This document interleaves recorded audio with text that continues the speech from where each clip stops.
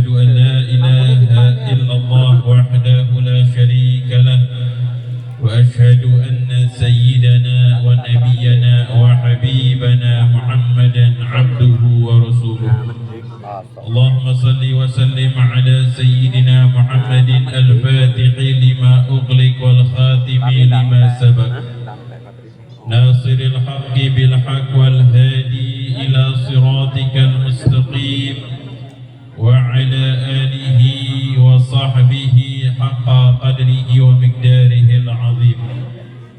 Amma ba'du, yang saya hormati, saya muliakan sahibul majlis, sahibul bait, orang tua kita Al-Habib Mahdar Al-Abbas beserta keluarga besar daripada pimpinan Majlis Al-Huraidah, Al-Habib Ali dan Al-Habib Alfian Al-Abbas. Juga yang saya hormati Al-Habib Umar As-Segaf beserta para habaib yang lainnya yang hadir. Itu pula yang saya hormati Al-Ustaz Kiai Haji Muhammad Syukran, juga yang saya hormati Ustaz Abu dan juga Ustaz Nanda Firmansyah. Dan juga seluruh hadirin hadirat yang hadir malam hari ini, semoga Allah Subhanahu wa taala senantiasa memberikan kita kebaikan serta keistiqamahan di dalam ketaatan kepada Allah dan juga di dalam menghidupkan sunnah-sunnah Nabi kita Muhammad sallallahu alaihi wasallam. Amin amin ya rabbal alamin. Alhamdulillah, kita bersyukur kepada Allah Subhanahu wa taala atas limpahan nikmat serta karunia yang Allah Subhanahu wa taala berikan kepada kita, terkhususnya nikmat Islam dan nikmat iman serta nikmat dijadikan umat yang termulia, umat baginda Nabi kita Muhammad sallallahu alaihi wasallam. Maka hendaknya kita banyak bersyukur kepada Allah Subhanahu wa taala dengan menjadikan setiap apa yang Allah berikan kepada kita dengan niat untuk ibadah, dengan niat untuk taat kepada Allah. Segala hal yang Allah titipkan kepada kita di dunia, maka kita berharap akan menjadi wasilah kebaikan kelak di akhirat. Hadirin hadirat yang dimuliakan oleh Allah Subhanahu wa taala, maka yang pertama, malam hari ini kita sama-sama berkumpul di dalam rutinan Majlis Al-Huraidah, begitu pula Majlis Rasulullah sallallahu alaihi wasallam Pringsewu, dalam rangka memasuki tahun baru Islam, tahun baru Hijriyah di bulan Muharram. Yang pertama, mengingatkan kita dengan hijrah Nabi kita Muhammad sallallahu alaihi wasallam yang ditetapkan di masa khilafah Sayyidina Umar bin Al-Khattab radhiyallahu anhu, maka dijadikanlah tahun baru Islam ditempatkan dengan momentum hijrah Nabi kita Muhammad sallallahu alaihi wasallam. Hadirin hadirat yang dimuliakan oleh Allah,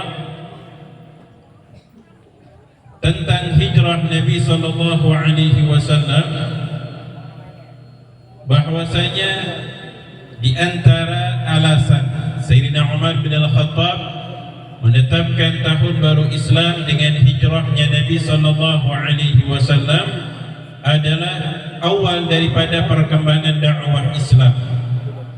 Dakwah yang dimana dibawa oleh Nabi sallallahu alaihi wasallam 13 tahun di Mekah.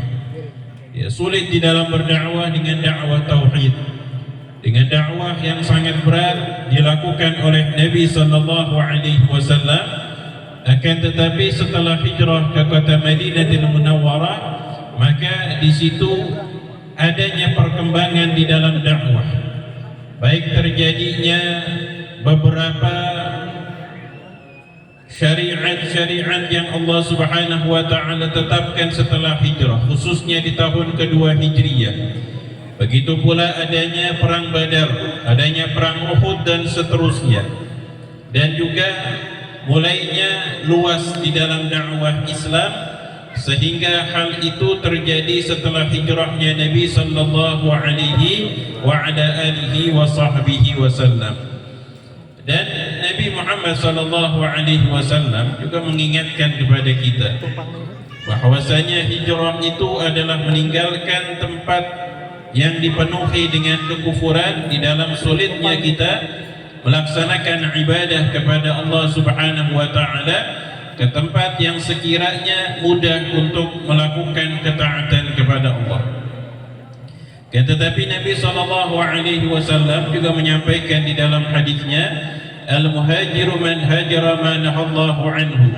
Seorang yang hijrah itu adalah seseorang yang meninggalkan perkara-perkara yang dilarang oleh Allah Subhanahu wa taala.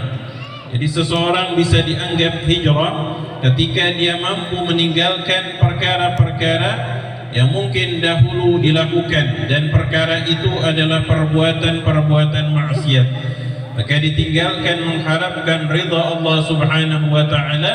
Ini adalah hal yang bisa kita lakukan, yang dimana Nabi Muhammad sallallahu alaihi wasallam beserta para sahabat hijrah dari kota Makkah ke kota Madinah, sedangkan kita sebagai umatnya hendaknya mampu untuk hijrah, meninggalkan kemaksiatan dan melakukan ketaatan kepada Allah Subhanahu wa taala. Hadirin hadirat yang dimuliakan oleh Allah, singkat saja karena insyaallah nanti kita akan mendengarkan nasihat disampaikan oleh Ustaz Nanda. Singkat saja, selain daripada itu tentang tahun baru Islam yang berkaitan dengan bulan Muharram ini mengingatkan kita tentang hauliyah yang tadi qasidahnya dibawakan, yaitu Imam Syekh Abu Bakar bin Salim rahimahullah. Jadi qasidah dibawakan daripada qasidah Ya Rabba Makkah was-Safa bi Muhammadin. Maka Imam Syekh Abu Bakar bin Salim rahimahullah, beliau adalah seorang ulama yang karismatik, seorang ulama alim, akan tetapi beliau memiliki sifat sangat rendah hati. Ya, seorang ulama alim yang dikenal daripada karamahnya, yang dikenal daripada sifat dermawannya, yang dikenal daripada sifat mujahadahnya. Dan beliau di antara sifat yang mulia yang ditonjolkan oleh Syekh Abu Bakar bin Salim, bahwasanya beliau adalah seorang ulama yang Allah berikan kemudahan rizki kepada beliau, dan beliau alirkan rizki tersebut kepada orang-orang di sekitarnya. Ya, beliau seorang ulama yang sangat dermawan, yang bahkan dikisahkan setiap hari beliau menyambut tamu itu minimal 500 orang. Ya, setiap hari 500 orang. Bahkan ada yang menyampaikan 500 di pagi dan 500 di sore hari. Dan setiap tamu yang datang itu mendapatkan makanan. Ya, roti. Di sana disediakan makanannya, makan roti. Kalau kita makan roti nggak kenyang, Pak. Ya, ada orang makan pagi makan roti, siang makan roti, sore makan roti. Ditanya sudah makan, hari ini belum makan, belum kena nasi. Itu kalau kita. Ya, kalau di sana memang makan pokoknya makan roti gandum. Walhasil makan roti, pagi makan roti, sore makan roti. 500 orang setiap hari seperti itu. Ya, luar biasa, sangat dermawan. Hingga suatu saat pernah dikisahkan ada orang yang biasanya datang. Dia biasa datang pagi hari makan roti, dan masya Allah dia datangnya terlambat, nggak kebagian. Ya, dia datang terlambat, ada urusan, datang terlambat dia nggak kebagian. Ketika dia ngerasa dia nggak kebagian, dia protes. Masya Allah, dia udah datang terlambat, dia malah protes. Dan Syekh Abu Bakar Salim itu rumahnya modelnya itu tingkat di atas. Walhasil di bawahnya itu disiapkan tempat untuk memasak, ada dapur. Beberapa santri beliau itu kena protes sama bapak yang terlambat tadi. Dia marah-marah, roti bagian saya mana? Pak, udah habis. Bapak datangnya terlambat. Di dapur dibuka udah nggak ada makanan. Ya, nggak ada makanan yang siap untuk dimakan. Akhirnya Syekh Abu Bakar dengar ya, dari rumahnya mendengar ada seseorang yang sedang meminta jatah makannya tadi. Akhirnya beliau turun. Ketika beliau turun melihat muridnya itu sempat menggertak bapak tadi, Syekh Abu Bakar bin Salim marah sama santrinya. Ya, santrinya yang dimarahin. Ya, jangan seperti itu kepada tamu. Ya, karena Nabi SAW menyampaikan, man kana yu'minu billahi wal yawmil akhir falyukrim dhaifahu. Orang yang beriman kepada Allah dan hari akhir hendaknya dia memuliakan tamunya. Maka Syekh Abu Bakar tanya, kenapa Pak? Ya, saya datang nggak dapat roti. Setiap hari saya datang itu dapat roti. Kalau gitu Bapak tunggu sebentar, disiapkan tempat yang nyaman. Beliau sendiri Syekh Abu Bakar yang masuk ke dapur, yang masak, nyiapin makanan untuk Bapak tadi. Ya, ini Masya Allah, sifat yang sangat-sangat luar biasa. Kalau kita nggak sanggup Pak. Ini salah bapaknya datang terlambat ke majelis Al-Huraidah, makanan sudah habis, marah-marah. Ya, cari makan di luar. Ya, kalau kita, tapi beliau Masya Allah. Tapi Habib Alfian juga Masya Allah, yakin bakal dapat Insya Allah.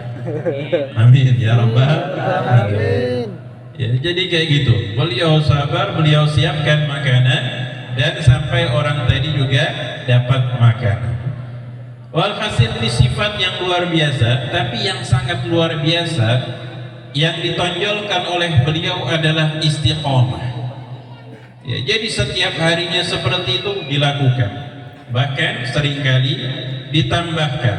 Dan di antara keistiqomahan yang beliau lakukan adalah melaksanakan sholat subuh dengan wudu isya. Ya, sholat subuh dengan wudu isya disebutkan berbelas-belas bahkan puluhan tahun seperti itu istiqomah. Yang artinya antara isya sampai subuh itu wudunya nggak batal. Ya, salah satu yang membatalkan wudu itu kalau tidurnya berbaring. Ya, kalau tidurnya duduk, ya, yang memakkinin maq'adahu minal ardi, yang mantap tempat duduknya, pangsila duduknya mantap, nggak batal ya daripada wudunya kalau ketiduran. Ya, biasanya kan kita kalau hadir majelis tuh ngantuk Pak ya. Ya, ketiduran itu nggak apa-apa tidur. Kenapa? Karena tidur di taman surga. Ya, tidur di taman surga. Bismika Allahumma ahya wa bismika amutu. Yang mau tidur silahkan. Ya. Hasil beliau nggak tidur tuh dari malam isya sampai subuh. Untuk isya dipakai untuk melaksanakan sholat subuh, tapi bukan kayak modelan kita Pak, yang sholat isyanya jam 4, setengah jam lagi mau adzan subuh. Ya, bukan modelan yang kayak gitu, enggak. Beliau sholat isyanya di awal waktu, dan beliau lanjutkan dengan zikirnya, dengan baca Al-Qur'annya, dengan keistiqomahannya sampai masuk adzan subuh. Dan termasuk yang beliau lakukan di malam hari adalah menyiapkan minuman serta tempat bagi orang yang ingin berwudu di masjid-masjid sekitar beliau tinggal. Beliau tinggal di kota Ainat di Hadramut. Dan setiap malam beliau berjalan ke kota Tarim dari Pringsewu ke Bandar Lampung. Setiap malam jalan kaki, kurang lebih. Ya, kurang lebih berapa menit dari Ainat ke Tarim? Naik mobil 40 menitan kurang lebih. Kurang lebih setengah jam atau 40 menit kalau naik kendaraan. Jalan kaki kurang lebih mirip-mirip. Ya, dari jalannya itu setiap ada masjid, ada musalla, mampir salat sunnah 2 rakaat serta menyiapkan air. Karena air nggak kayak sekarang. Ya, zaman itu nggak kayak sekarang, tinggal buka keran air mengalir. Butuh ada orang yang menyiapkan tempat wudhu, menyiapkan minum. Bahkan nggak tanggung-tanggung, beliau juga menyiapkan minuman untuk hewan-hewan atau hewan yang dikendarai, kuda atau keledai itu semisalnya, agar mereka juga bisa minum. Ya, sampai disebutkan kurang lebih 300 masjid atau musola. Kalau di sana semuanya masjid. Ya, tapi ada masjid yang kecil, ada masjid yang besar. Ada masjid yang kecil itu kayak musallanya kita, nggak sholat Jumat. Masjid yang besar namanya Masjid Jami' yang memang untuk dilaksanakan salat Jumat. Walhasil beliau melangkah sampai 300 masjid dan kembali sebelum adzan subuh. Sampai kota Ainat itu sudah kembali, dan Masya Allahnya nggak banyak orang yang tahu, hampir nggak ada yang tahu. Keistiqomahan yang beliau lakukan tadi hampir nggak ada yang tahu, dan banyak yang tahu menyebarnya setelah beliau wafat. Kenapa? Karena ada saksi-saksi yang menyaksikan beliau berjalan dan melakukan hal tersebut, serta setelah beliau wafat nggak ada lagi yang nyiapin air untuk berwudu dan minum. Jadi Masya Allah. Dan ini istiqomah. Ya, istiqomah ini yang mahal, yang beliau ajarkan. Bukan hanya karomah itu bisa terbang jalan di atas air. Ya, Masya Allah, lagi wiridan malam-malam zikiran dia sendirian tempat gelap, tiba-tiba dia ngerasa terbang, tiba-tiba didatangin sama malaikat Jibril. Masya Allah. Ya, kayak lagi viral sekarang, enak banget ngomong sama malaikat. Ya. Jadi jangan anggap karomah itu yang kayak gitu-gituan. Karomah itu istiqomah. Ini yang beliau contohkan, ya, yang beliau ajarkan. Bahkan salah satu keistiqomahan beliau itu duduk tawarruk. Ya, tahu duduk tawarruk? Tahu duduk tawarruk? Kalau duduk di antara dua sujud atau duduk tasyahud awal namanya duduk iftirash. Kalau tawarruk itu duduk tahiyat akhir. Ya, beliau itu duduk seperti itu kurang lebih 20 tahun. Gak pernah duduknya selain daripada duduk tawarruk. Kalau kita duduk pangsila, majelis sudah kesemutan. Ya, goyang sini, goyang situ, ya, nggak tenang. Pengen ngonjorin kaki, ya kan Pak? Ya, beliau duduknya seperti itu. Mau di depan muridnya, mau di depan tamunya, ya, depan gurunya, apalagi. Ya, sampai-sampai ada yang bertanya, kenapa seperti itu? Siapapun yang dihadapi duduknya seperti itu, di majelis seperti itu. Akhirnya beliau menyampaikan bagaimana seorang hamba yang duduk di hadapan Tuhan. Maksudnya apa? Beliau selalu menghadirkan hati beliau, itu beliau adalah hamba Allah. Ya, selalu hadir hatinya bersama Allah Subhanahu wa Ta'ala. Selalu beliau meyakini dan penuh dengan kesadaran Allah Zat yang maha melihat beliau, dan beliau selalu merasa disaksikan oleh Allah Subhanahu wa Ta'ala, sehingga sifatnya seperti itu. Ya, sifat yang sangat luar biasa. Ya, selalu muraqabah, selalu merasa dirinya diperhatikan oleh Allah Subhanahu wa Ta'ala. Jadi mau tempat ramai, mau tempat sepi, mau ada yang lihat, gak ada yang lihat, selalu hatinya bersama Allah Subhanahu wa Ta'ala. Ini salah satu poin-poin yang kita bisa ambil pelajaran malam hari ini, ke istiqomah. Apalagi Masya Allah, ini malam juga termasuk daripada milad Majlis Al-Huraidah yang ketiga tahun, ya, yang ketiga tahun. Masya Allah, 3 tahun nggak kerasa Pak, ya nggak kerasa. Dan Masya Allah, yang kita perhatikan di majlis makin berkah, Habib. Masya Allah, makin ramai yang hadir, juga tempatnya makin luas. Ya, mungkin kalau antum yang hadir dari tahun pertama sama sekarang, Masya Allah, pasti menyaksikan banyak perkembangan. Mudah-mudahan istiqomah, makin dapat keberkahan dari Allah Subhanahu wa Ta'ala. Makanya disebutkan makana lillahi yabqa wa makana li ghairillahi yafna. Yang dilakukan karena Allah itu akan kekal abadi, yang dilakukan bukan karena Allah akan binasa.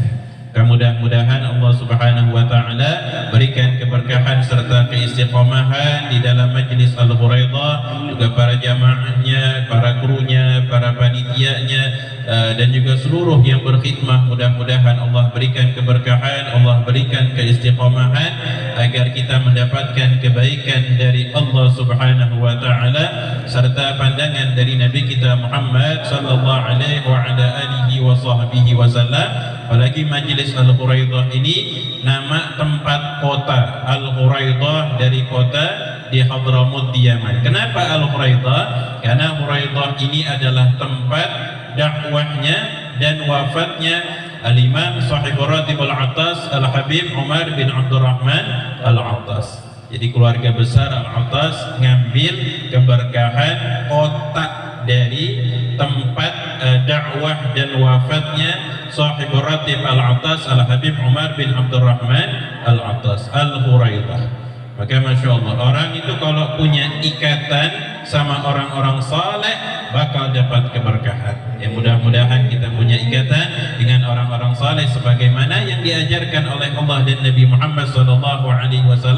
Setelah kita mengucapkan Assalamu alayka ayyuhan nabiyyu wa rahmatullahi wa barakatuh, Assalamu alayna wa ala ibadillahi as-salihin. Ini tandanya kita perlu ada ikatan kepada Nabi Muhammad dan juga hubungan dengan orang-orang saleh agar kita dapat bimbingan kebaikan dunia, kebaikan akhirat insyaallah. Amin ya rabbal alamin. Ini saja bisa pagi disampaikan, kurang lebih mohon maaf. Wallahul muwaffiq ila aqwamit thariq. Wassalamu alaikum warahmatullahi wabarakatuh.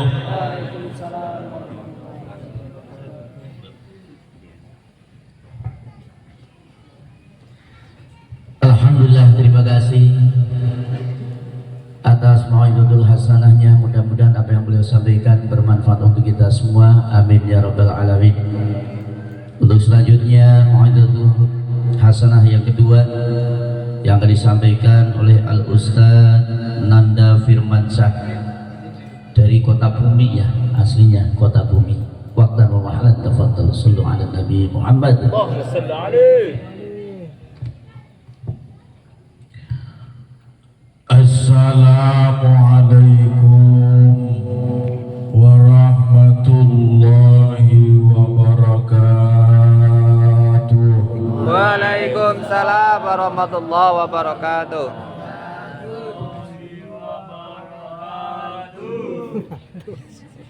Udah ngantuk belum, Bu? Pak, udah ngantuk belum? Ibu-ibu, bapak-bapak yang jawab salam semangat, mudah-mudahan pulang dari ini acara nemu duit 100 juta. Kena duit aja nomor 1 ya. Assalamualaikum warahmatullahi wabarakatuh. Waalaikumsalam warahmatullahi wabarakatuh. Hamdan wa syukran lillah, salatan wa salaman ala rasulillah, la hawla wa la quwwata illa billah, amma ba'du. Qala Allah ta'ala fi ayatil Qur'anil Karim wa huwa asdaqul qailin. A'udzu billahi minasy syaithanir rajim. Bismillahirrahmanirrahim. Wal taku minkum ummatun yad'una ilal khair wa ya'muruna bil ma'ruf wa yanhauna 'anil munkar. Al-ayah. Wa qala Rasulullah sallallahu alaihi wasallam, man ahya sunnati faqad ahabbani wa man ahabbani kana ma'i fil jannah. Al-hadis. Sadaqallahul azim wa sadaqa rasuluhun nabiyuhul karim wa nahnu ala dhalika minasyahidina wa syakirina walhamdulillahi rabbil alamin. Yang sama-sama kita muliakan, yang sama-sama kita ta'zimi beliau guru kita Sayyid Al-Habib Abdurrahman Al-Idrus selaku pimpinan Majelis Rasulullah Lampung, yang kita doakan beliau mudah-mudahan senantiasa diberikan kesehatan oleh Allah Subhanahu wa taala. Amin. Juga yang saya muliakan Al-Habib Muhdar bin Abdullah Al-Attas, Al-Habib Umar Segaf, Al-Habib Ali bin Muhdar Al-Attas, Al-Habib Haidar Ba'bud, Al-Habib Alfian Al-Attas, Al-Habib Yahya bin Umar Segaf, Al-Mukarram Ustadz Abu Hamid, Al-Mukarram Ustadz Syukran, pengasuh Pondok Pesantren Darut Tauhid An-Nizam, yang kita doakan mudah-mudahan guru-guru kita senantiasa diberikan kesehatan dan keberkahan oleh Allah Subhanahu wa taala. Amin ya rabbal alamin. Juga yang saya muliakan seluruh masyarakat yang hadir pada kesempatan malam hari ini, semuanya yang saya hormati, terkecuali dua elemen, dua bagian di sini yang tidak saya hormati. Yang pertama janda muda, yang kedua gadis perawan. Sebab itu mah tidak untuk dihormati, tapi lebih-lebih untuk disayangi, dicintai dan dirindui. Ikan hiu goyang-goyang, I love you sayang. Kiu kiu kiu. Anak ini yang hadir nenek-nenek semua di sini kayaknya ya. Ada gadisnya apa enggak? Ya. Ada yang masih gadis jomblo ada. Mudah-mudahan yang gadis dapat suaminya yang soleh, amin. Cari pasangan jangan hanya cari yang sekedar mapan, jangan hanya cari yang sekedar tampan, tapi cari yang bisa menghargai perasaan, betul? Ya, ganteng ngapain kalau nyakitin, benar? Kita doakan mudah-mudahan yang para jomblo di sini mudah-mudahan segera dapat jodoh, amin. Ketika sudah dapat jodoh, cukup berdua, jangan mendua. Sebab sendiri itu sepi, bertiga itu luka, betul? Terus jangan ini ceramah 5 menit cukup nggak? 10 menit sampai subuh. Hayo sampai subuh, mati-mati saya di panggung sekalian. Hadirin wal hadirat rahimakumullah. Sebetulnya saya malu ceramah di daerah Sukoharjo ini, malu Pak. Sebab kenapa? Sebab terkenal orang sini mah ahli ibadah semua, amin. Jadi saya ngobrol sama Habib Alfian. Alhamdulillah di sini mah katanya sholat subuh sampai keluar-luar di sini mah. Sendal maksudnya. Isinya mah nggak tahu ya. Alhamdulillah beliau yang menjadi wasilah hadirnya saya di tempat ini. Al-Habib Muhammad Alfian Al-Abbas, luar biasa Pak. Beliau mah insya Allah orang soleh, amin. Ya, luar biasa beliau mah Pak. Sholat duha juga siang malam beliau mah. Alhamdulillah. Terus jangan ini, puji dan syukur kehadirat Allah Subhanahu wa Ta'ala dengan mengucap Alhamdulillahirabbil alamin. Kita semua dapat berkumpul pada malam hari ini dalam kondisi cuaca malam hari ini sangat mendukung. Biasanya kata Habib di sini kalau acara sering hujan, betul? Tapi tidak menjadi alasan.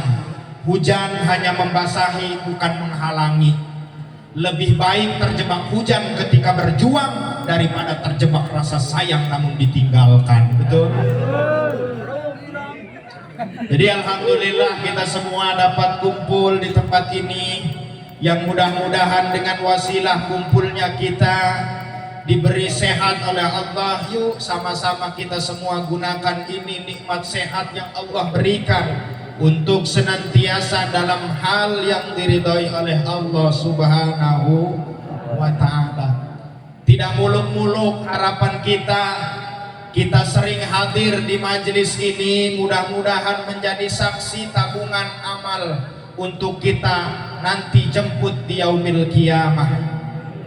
Walaupun mungkin dalam kondisi kita semua di dalam hidup ini dengan beragam ekonomi, ada yang ekonominya ke bawah, ada yang ekonominya menengah ke atas. Dengan kita yakin hadir di tempat ini, insya Allah yang paling kita cari adalah ketenangan hati. Karena harta yang kita miliki belum tentu membuat kita bahagia. Banyak orang yang hartanya banyak tapi hidupnya tidak tenang. Memang hidup ini sawang sinawang Pak. Kita ngelihat orang lain, ya Allah enak amat bapak itu mah naik mobil, ternyata berobat jalan, mau? Oh iya.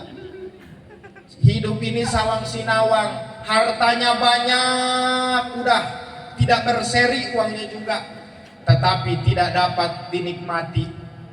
Hartanya banyak di mana-mana, tapi makan udah pantangan. Sate kambing jangan, darah tinggi. Kangkung jangan, asam urat. Duren jangan, kencing manis. Terus apa makannya? Undur-undur, senang atau tidak? Enggak ada yang senang. Makanya yang paling terpenting tujuan kita ngaji, belajar ini bukan untuk merubah takdir. Yang paling terpenting adalah untuk kita belajar menerima takdir ketetapan yang telah ditetapkan oleh Allah Subhanahu wa taala. Innama yu'allimu kal man'u li adami fahmika 'anil lahfi. Ketika Allah memberikan ujian, ketika Allah memberikan cobaan yang menurut hawa nafsu tidak sesuai dengan keinginan kita, maka bukan Allah yang zalim, bukan Allah yang salah menaruh takdir, tapi kita yang tidak dapat memahami sikapnya Allah Subhanahu wa taala. Banyaknya kita tidak menerima takdir ketetapan Allah dalam kehidupan sehari-hari, betul? Ada yang bujang pacaran 3 tahun, ngebaso dibeliin, nyeblak dibeliin, paket dari kita, giliran nikah sama orang lain, sakit atau tidak? Sakit, bos. Kan bahasanya juga, karena aku terlanjur cinta sampai aku lupa bahwa aku hanyalah peran pengganti di saat tokoh utama tidak ada. Waktunya memang singkat tapi sakitnya hebat, betul? Jika kamu disia-siakan, ambil hikmahnya. Mungkin kamu terlalu baik buat dia. Iya. Mbak, mau tahu nggak ciri-ciri laki-laki setia itu seperti apa? Kalau ada yang ngapel ke rumah, lihat motornya. Kalau motornya udah ngasep, udah ngebul, sisa nanjak, berarti itu laki-laki setia. Sebab kenapa? Sebab yang rusak itu diperbaiki, bukan diganti, betul? Belajar husnudzon kepada Allah Subhanahu wa taala. Kata bapak-bapak, ya Allah, segini mah muka saya nggak jelek-jelek amat ya Allah. Tapi kenapa dapat istri mana hitam pendek, dipoto dapat kepalanya doang? Belajar husnudzon, Pak. Mungkin Allah menginginkan yang terbaik untuk bapak. Sebab kenapa? Kalau punya istri cantik mah kadang-kadang dulunya bekas diapelin sama orang, bekas dibawa-bawa sama orang, kadang-kadang bekas disentuh sama orang, betul? Tapi kalau punya istri jelek mah insya Allah Pak aman pokoknya. Nggak pernah ada yang ngapelin, nggak pernah ada yang ngebawa-bawa, hilang juga di Jakarta, pulang lagi sendiri nggak ada yang ngakuin di sana. Tapi kalau yang jelek mah aman insya Allah. Nggak pernah ada yang nyentuh Pak istri jelek mah. Ada sekali dulu disentuh sama setan, setannya kesurupan. Insya Allah belajar kita menerima husnudzon kepada Allah Subhanahu wa taala. Kita diberikan ujian dengan ekonomi yang menengah ke bawah. Justru kalau kita syukurin, insya Allah hidup ini akan bahagia, Pak. Harta banyak belum tentu membuat kita bahagia. Harta kita tidak punya juga belum tentu hidupnya sengsara. Contoh, kalau orang kaya Pak, musim kopi, musim cengkeh, malam-malam gak bisa tidur. Baru gulung prak sedikit langsung bangun, sangkain maling, taunya kucing nabrak piring. Iya, tapi yang miskin mah tidur nyenyak Pak. Iya, pintu lupa dikunci, jendela lupa ditutupin, datang maling, ditutupin sama maling, gak ada yang bisa diambil. Belajar husnudzon kepada Allah Subhanahu wa taala. Ma u'tiya ahadun syai'an huwa khairul lahu. Apapun yang diberikan oleh Allah itulah yang terbaik untuk kita, walaupun terkadang harus ada air mata untuk menerimanya. Paham? Paham nggak, Bu? Udah Bib, segitu aja Bib. Ya, luar biasa ya Pak ya. Saya mohon maaf sebenarnya kurang pantas berdiri ceramah seperti ini Pak. Mohon maaf, jangan melihat kepribadian seseorang hanya dari cara berpakaian Pak. Ya, tidak setiap yang pakai jubah itu habaib, kiai. Tidak Pak, silakan main ke Arab. Di Arab pengongon kambing pakai jubah di sana Pak. Iya, mohon maaf ya Pak ya. Ya, ini mah pakai jubah juga bukan ciri ustadz, bukan ciri kiai. Ya, ini mah berhubung pakai jubah juga lagi usaha labib ya namanya gitu. Mau ngerti mau kagak orang sini bodo amat lah, yang penting pulang mah cair aja lah udah. Hadirin wal hadirat rahimakumullah, hadani Allah wa iyyakum ajmain. Kedua kalinya selawat beriringkan salam, marilah senantiasa kita haturkan keharibaan junjunan alam habibana wa nabiyana wa rasulana Muhammad sallallahu alaihi wasallam, yang mudah-mudahan dengan besar harapan kita semua yang hadir pada kesempatan malam hari ini akan diambil sebagai umatnya. Berkata di depan para sahabat, kata Rasulullah, wahai para sahabat, aku tak kuasa menahan rindu yang seberat ini. Rindu kepada siapa ya Rasul? Aku rindu kepada kekasihku. Bukankah kami yang ada di hadapanmu ini adalah kekasihmu? Kata Rasul, bukan, kalian adalah sahabatku. Lantas siapa ya Rasul yang engkau maksud sebagai kekasihmu? Rasulullah mengatakan, hum man aminu bi walam yarawni, yaitu orang-orang yang belum pernah melihat wajahku, belum pernah ngobrol denganku, tetapi di dalam hatinya ada cinta yang luar biasa kepadaku. Maka mudah-mudahan kita termasuk di dalamnya, amin ya rabbal alamin.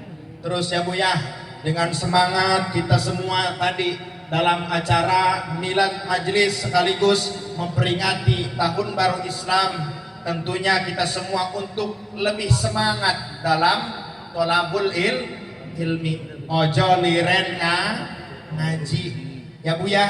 Kadang-kadang mohon maaf yang banyak alasan untuk ngaji ini ibu-ibu. Ditanya, Bu kenapa nggak ngaji? Anak saya masih kecil. Dibawa ke pengajian, mau jajan, banyak gak punya duit lagi, lalu nangis, ngeganggu sama yang lain. Makanya saya emang gak pernah ngaji. Doain aja, doain nanti anak saya udah agak besar saya ngaji. Anaknya besar sedikit meteng meneh.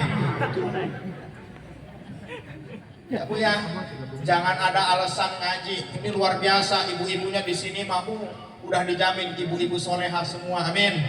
Ini mau hadir milad majlis, kayaknya ini nyiapin kerudung juga dari tadi siang ini kayaknya, bener Bu? Iya. Beres aja pengajian paling gagah itu kerudung disangkutin di paku. Nggak lama ada tamu, assalamualaikum, sibuk ibu-ibu nyariin kerudung, dicariin kerudung, begitu yang diambil kolor suami ternyata. Ya Bu ya, jangan berhenti ngaji. Yang paling terpenting tadi telah disampaikan untuk pahala istiqomah yang luar biasa. Guru kita telah menyampaikan sebagaimana ini ada kisah di zaman dahulu. Murid daripada Imam Abu Hasan As-Sadzili mengatakan, wahai guru, saya melihat orang yang bisa terbang, saya kagum kepadanya. Saya melihat orang yang bisa berjalan di atas air, saya kagum kepadanya. Lalu apa jawaban Imam Abu Hasan As-Sadzili? Saya tidak kagum sedikit pun. Karena kalau yang bisa terbang, burung pun bisa terbang. Kalau bisa berjalan di atas air, katak pun bisa. Tapi saya lebih kagum kepada orang-orang yang manistaqama fiddin, yaitu orang-orang yang bisa istiqamah di dalam agamanya Allah Subhanahu wa ta'ala. Mudah-mudahan kita semua senantiasa istiqomah dalam ibadah, istiqomah untuk hadir kita di majelis-majelis ilmu, di majelis-majelis salawat yang insya Allah ini semua akan mengundang daripada rahmatnya Allah Subhanahu wa ta'ala. Sebagaimana Allah mengingatkan, inna rahmatallahi qaribum minal muhsinin, rahmatnya Allah itu dekat dengan orang-orang yang senantiasa mengerjakan kebaikan di jalan Allah Subhanahu wa ta'ala. Yang paling terpenting kenapa? Untuk jangan bosan kita semua hadir di majelis ilmu seperti ini, karena dalam segala aspek kita semua, terlebih dalam ibadah, semua harus dilandasi dengan ilmu. Jangankan dalam perkara ibadah Bu, ibu buat kue bolu saja kalau tidak dengan ilmunya, acak-acakan itu kue bolu, betul? Betul. Iya. Contoh suami istri ngehadirin ke tempat yang hajat. Begitu di tempat hajat makan kue bolu. Begitu pulang kata suaminya, Bu, tadi kue bolu enak amat ya. Ibu bisa nggak buat kue bolu? Bisa lah, padahal mah nggak bisa itu istrinya. Udah Pak, siniin aja duitnya, siniin katanya. Betul, kan istri mah begitu ya Pak ya. Belum apa-apa udah duit melulu. Akhirnya duit udah dikasihin sama suaminya. Bingung istrinya, ya Allah gimana ya saya buat kue bolu ya. Mau nanya gengsi kali. Udahlah, saya mau ke tempat sampah yang hajat aja, mudah-mudahan masih ada bekasnya. Akhirnya datang ke tempat sampah yang hajat, dilihat ada cangkang telur. Oh, ada telur berarti ini bolu. Dilihat lagi ada bungkus mentega. Oh, makin mentega berarti ini bolu. Dilihat lagi ada bungkus tepung. Oh, makin tepung berarti. Nggak disangka di atas bungkus tepung nyempil aja daun kencur. Oh, ini kali penyedapnya ya katanya. Akhirnya dibeli semua, bahan kencurnya juga beli sekilo.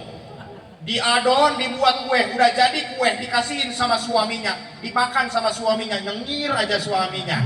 Kata istrinya, iya ya bapak makan yang enak Maya. Kata suaminya, penak matamu. Saya mah baru seumur-umur makan bolu rasa keredok katanya. Sebab tidak dengan ilmu. Terlebih jangan yang tinggi-tinggi. Dari perkara kita ngambil wudhu saja Bu. Yang nomor 4 syarat sahnya ngambil wudhu, jangan ada yang menghalangi datangnya air kena anggota wudhu. Mana yang menghalangi datangnya air kena anggota wudhu?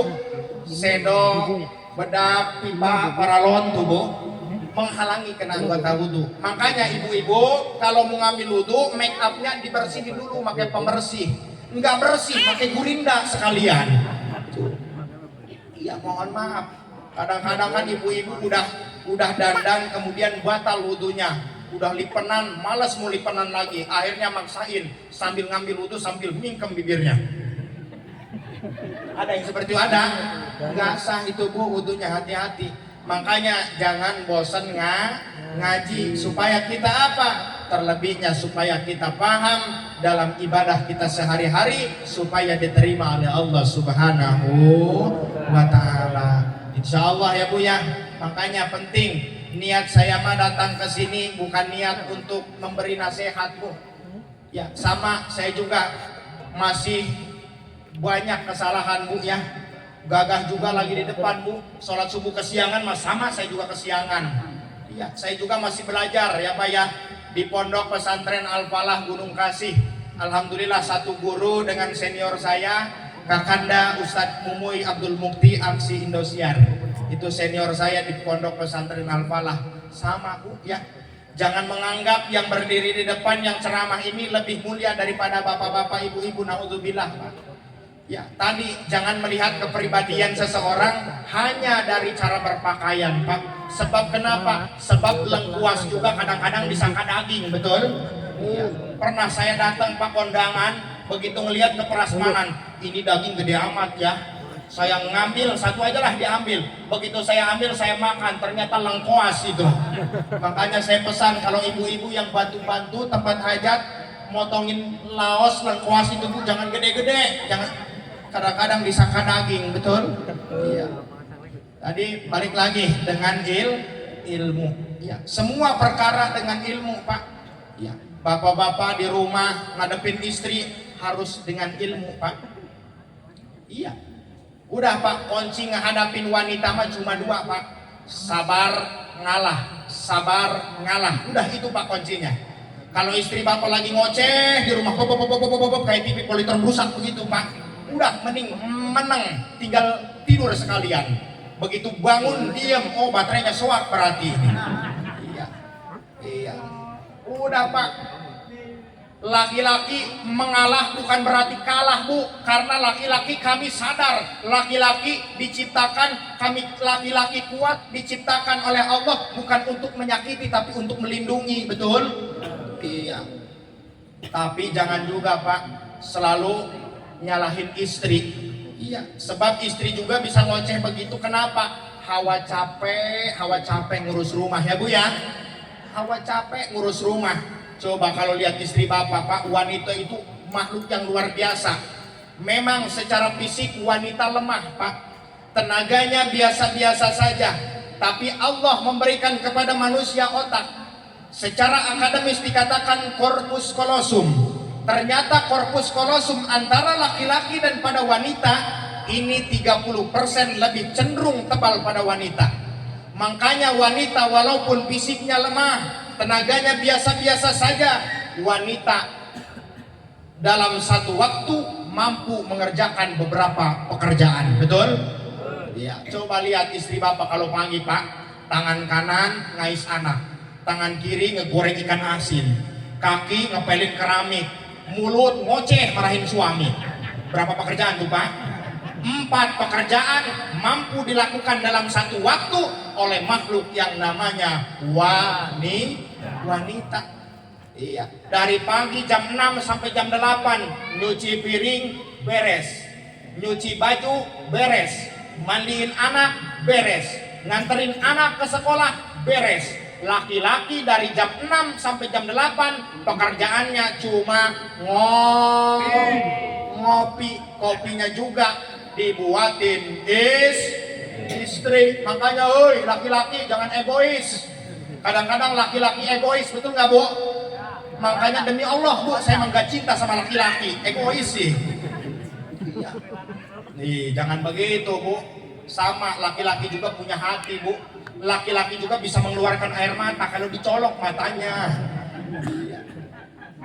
Insya Allah ibu-ibu di sini jadi istri-istri solehah semua, amin. Ya, udah harus ada yang dibawa pulang ya Bu ya. Dari hasil pengajian harus ada yang dibawa pulang.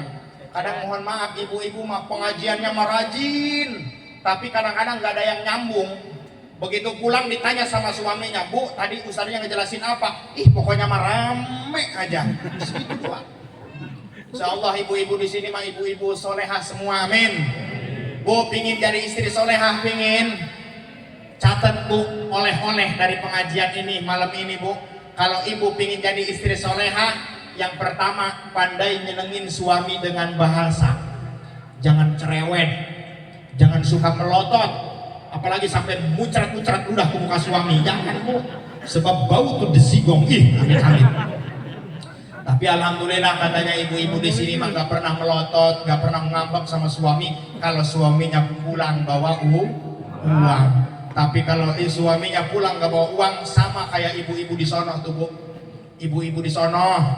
Cuma ibu-ibu yang di sono juga pindahan dari sini katanya Bir. Jadi pandai nyenengin suami dengan bahasa. Yang kedua, pandai nyenengin suami dengan tingkah laku. Kita contoh dalam aspek rumah tangganya Rasulullah Bu. Itu Siti Khadijah istri Rasul, ketika ngobrol dengan Rasulullah Bu, nunduk, tidak berani menatap wajah suami. Saya tanya sama bapak-bapak, istri bapak begitu kagak Pak? Iya, boro-boro. Makanya Bu, hasil pengajian malam ini, besok ibu-ibu diajak sarapan sama suaminya, ibu-ibu nunduk. Diangkat sama suaminya, nunduk lagi. Diangkat, nunduk lagi. Akhirnya nekat suaminya ke belakang rumah nyari bambu, diganjal istrinya. Siti Khadijah ketika Rasul pulang membawa hasil, Siti Khadijah senyum. Ketika Rasul pulang tidak membawa hasil, tetap senyum. Ditanya oleh Rasul, kenapa engkau senyum padahal aku tidak bawa apa-apa? Jawab Siti Khadijah, aku senyum karena orang yang paling Allah cintai, yang paling aku sayangi ada di hadapanku. Wow, begitu tuh Bu. Ini mah kadang-kadang suami pulang gak bawa duit, langsung manyun ibu-ibu. Curiga, saya mah curiga. Kamu masa harian bukan kerja, mancing kali ya. Ada yang tukang mancing, ada? Ya, jangan salah Bu, orang tukang mancing itu hidupnya optimis. Mancing belum juga dapat ikan udah bawa wadah gede duluan. Ngambek ini istrinya, lari masuk ke dalam kamar. Untung suaminya enggak sama kayak istrinya. Ketika istrinya lagi ngambek di dalam kamar, suaminya ngerayu di tengah rumah sambil nyanyi. Berapa kali ku harus katakan cinta? Berapa lama ku harus menunggumu? Di ujung gelisah ini aku tak pun sedetik tak ingat kamu. Namun dirimu masih begitu acuhkan, ku tak mau tahu. Akhirnya mikir istrinya, ya Allah ternyata benar suami saya masih sayang, masih cinta. Kasihan ya Allah, di tengah rumah kedinginan, digigit nyamuk, teriak suaminya, loka loka loka yang kurasakan. Digigit nyamuk, tubi-tubi yang kau berikan, cintaku bertepuk sebelah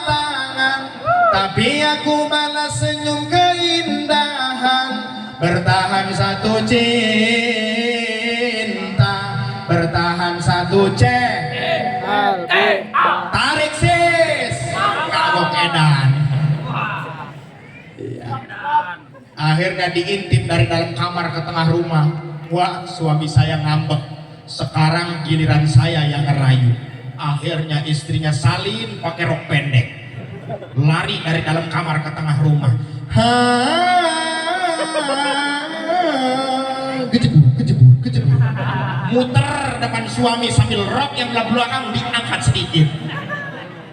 Suaminya menjawab sambil manyun.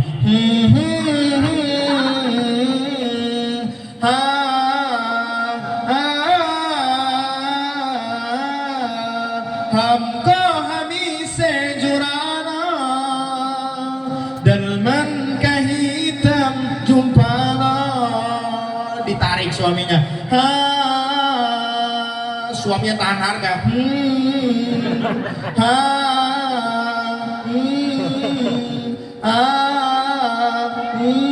Akhirnya ikut suaminya ke dalam kamar karena butuh. Pintu kamar itu saya berhenti nyanyinya sebab saya nggak ikut ke dalam kamar. Ngapain ikut nih amit-amit. Jadi yang kedua tingkahlah laku. Yang ketiga dandanan. Bu, suka dandan bu? Suka dandan kagak bu? Kemana? Kondangan, ke pasar, ke beklur, pabrik cat pindah semua ke muka. Yang hijau, yang merah, yang kuning, yang hitam ada semua di muka. Tiap pojok disemprot. Ojek datang, ojek pasar loncat, suaminya kebagian, buketek lagi. Makanya praktek bu, dapat pengajian tadi malam dandan. Ibu-ibu kadang-kadang mau kondangan kayak ratu, mau ke dapur kayak babu, giliran tidur sama suami kayak hantu, betul? Awas dandan. Umpamanya suaminya pulang jam 5 sore, bu, habis asar ibu dandan. Ditanya sama anaknya, bu, kondangan, sopo sing ngajak, ibu dandan ngejemput bapak lo. Di mana bu? Bandara, bapak lo dari sawah naik pesawat, pingin nyungsep di sawah. Di mana bu ngejemputnya? Di pintu, ngomong aja, lipen saya menyon sedikit. Akhirnya begitu suaminya datang, assalamualaikum, langsung ibu action jawab, waalaikumsalam. Ibu buka pintu, action depan pintu. Suaminya kaget. Wah, gak biasanya lihat bibir istri merah, medok percis bibir kambing gitu. Kata suaminya, subhanallah, ya Allah, di jalan, di tempat kerja banyak ya Allah yang cantik, ternyata ini lebih cantik karena halal untukku. Muji suaminya di luar rumah. Indahnya bulan tak seindah wajahmu, kuningnya emas tak sekuning gigimu. Gimana nggak kuning pas nyengir, kulit jengkol nyelip. Ya, masih mending pak segitu mau dandan daripada nggak sama sekali. Kan seorang suami pulang dari manapun suka ada yang dirindukan, yaitu istri. Makanya ibu yang dirindukan, servismu memuaskan. Ini mah udah suami capek pulang sore, assalamualaikum, waalaikumsalam, loncat, kaget suaminya. Sore-sore udah ada penampakan, ternyata istrinya bangun tidur, rambut acak-acakan, BH talinya putus, nyendeng sebelah, yang sebelahnya lagi tali kutangnya disambung sama penitih. Iya, suaminya di luar rumah, innalillahi wa inna ilaihi rajiun, Allahu la ilaha illa huwal hayyul qayyum. Ya Allah, seru-seru ada penampakan ya Allah. Begitu dilihat, ternyata istri saya. Biarin ya Allah, jelek-jelek juga istri saya udah lama rindu ya Allah sama istri, peluk aja dah. Dipeluk suaminya teriak, penitih, nancem. Allah. Ya Pak ya, ya makanya senengin Pak istrinya Pak. Nah, iya. Kadang-kadang ibunya udah tua, diomong udah harus cari lagi. Jangan cari lagi, dimodalin, bener nggak Bo? Iya, kadang-kadang mau istri cantik tapi nggak pernah dimodalin. Bo, sering dibeliin bedak sama suaminya Bo? Sering nggak Bo? Tuh nggak ada yang ngejawab, berarti nggak pernah. Makanya saya ngobrol sama Habib Alfian, luar biasa Bu. Beliau mah untuk stok bedak istri juga 10 juta beliau mah. Itu stok 40 tahunan katanya Habib ya. Ya makanya Pak ya, untuk supaya rezeki kita lancar, salah satunya bahagiakan istri. Searogan apapun Bapak di lapangan, sekasar apapun Bapak di lapangan, tolong ketika pulang ke rumah ngobrol dengan istri, gunakan bahasa yang santun, gunakan bahasa yang halus ketika ngobrol dengan istri. Sebab wanita itu makhluk halus Pak. Anggap aja ngobrol sama kuntilanak begitulah Pak. Iya, sebab hantu paling banyak itu wanita, betul? Suster ngesot laki-laki apa perempuan? Hantu jeruk purut, si manis jembatan Ancol, Susana, Nyibelorong. Tuh kan perempuan melulu, laki-laki mah cuma dua, pocong sama genderuwo. Itu tuyul, cucu itu mah. Udah terus jangan ini. Hah? Terus jangan deh. Aduh, mohon maaf ya. Mohon maaf, saya mah bahasanya kadang kasar ya Bu ya. Ya, mohon maaf bahasanya kasar saya ini Bu. Aslinya saya orang Sunda. Ya, mohon maaf bahasanya orang Sunda mah kadang-kadang kasar. Tapi perlu tahu Bu, orang yang mulutnya kasar jauh lebih jujur daripada orang yang mulutnya halus tapi bermuka dua. Betul? Ya, tuh. Makanya jaga mulut ya Bu ya. Ya. Bu, terus jangan ini. Udah malam ya Bu ya. Udah, ceramahnya jangan malam-malam kata Habib juga tadi. Ya, karena nasi udah basi katanya kalau kemalaman. Ya. Mungkin hanya itulah yang dapat saya sampaikan di malam hari ini. Mudah-mudahan ada manfaatnya. Jika ada kata yang salah, itu datangnya kehilapan, kebodohan dari diri saya pribadi. Jika ada kata yang benar, itu semata petunjuk hidayah dari Allah Subhanahu wa Ta'ala. Sebelum saya tutup, boleh berpantun. Ikan sepat, ikan gabus terdampar di daratan, lebih cepat, lebih bagus karena perut ustad udah kelaparan. Demikian, kurang dan lebih saya mohon maaf, kepada Allah saya mohon ampun. Wallahul muwaffiq ila aqwamit thoriq. Wallahu minkum. Assalamualaikum warahmatullahi wabarakatuh.